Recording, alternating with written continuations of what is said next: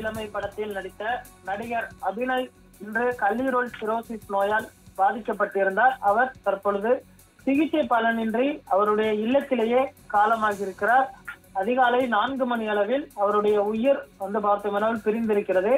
கேட்பாரற்று கிடந்த அவருடைய உடலை கவனிப்பதற்கு யாரும் இல்லாத ஒரு துயர சம்பவமும் இருந்திருக்கிறது. என்று சொன்னால் அவரை பார்த்து கொள்ள கூட யாரும் இல்லாத சூழ்நிலையில் தனியாக இருந்து அவருடைய உடல்நிலை குறித்து அவரை பார்த்து வந்திருக்கிறார். இந்த நிலையில் தாஸ், என்றென்றும் புன்னகை, வல்லவனுக்கு புல்லும் ஆயுதம் போன்ற படங்களில் நடித்து புகழ் பெற்றவர். பல விளம்பரங்களிலும் நடிகர் அபிநய் நடித்திருக்கிறார். லிவர் சிரோசிஸ் நோயால் பாதிக்கப்பட்டிருந்த அபிநய் சிகிச்சை பெற்று வந்த நிலையில் இன்று அதிகாலை அவர் பார்த்தோமெனால் உயிர் பிரிந்திருக்கிறது. KPY பாலா அவர்களும் கடந்த சில தினங்களுக்கு அவருடைய மருத்துவ செலவிற்காக உதவி செய்திருந்தார்.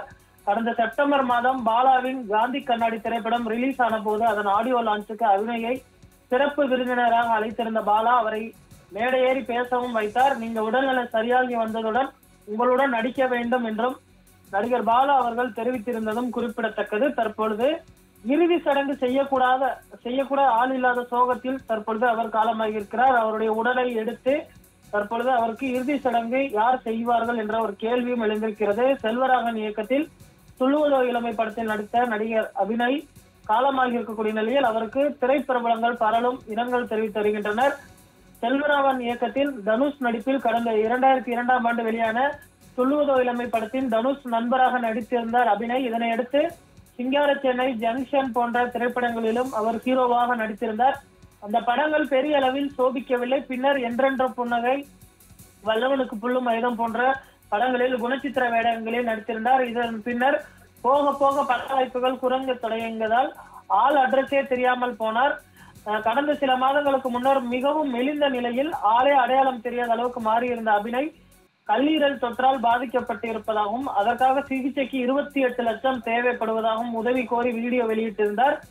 சிலர் உதவிக்கரம் நீட்டினர். குறிப்பாக KPY பாலா அவர்கள் 1 லட்சம் ரூபாய் மருத்துவ உதவிக்காக கொடுத்திருந்தார். பாலா அவர்களை கட்டியணைத்து அவர் கண்ணீர் சிந்தி இருந்ததும் குறிப்பிடத்தக்கது. இந்த நிலையில் அவருடைய உடல் தற்பொழுது அவருடைய இல்லத்தில் வைக்கப்பட்டிருக்கிறது. அவர் உடலுக்கு அவருடைய நண்பர்கள் அதே போன்ற திரைப்பிரபலங்கள் அஞ்சலிக்கு பின்பு அவருடைய உடல் தகனம் செய்யப்பட இருக்கிறது குறிப்பிடத்தக்கது. அபிநய் அவர்களுடைய காலமான செய்தி தற்பொழுது திரையுலகத்தினை அதிர்ச்சி அடைய செய்திருக்கிறது. எப்படியாவது மீண்டு வந்து விடுவார் என எதிர்பார்க்கப்பட்ட நிலையில் தற்பொழுது அவர் காலமாகி இருக்கிறார்.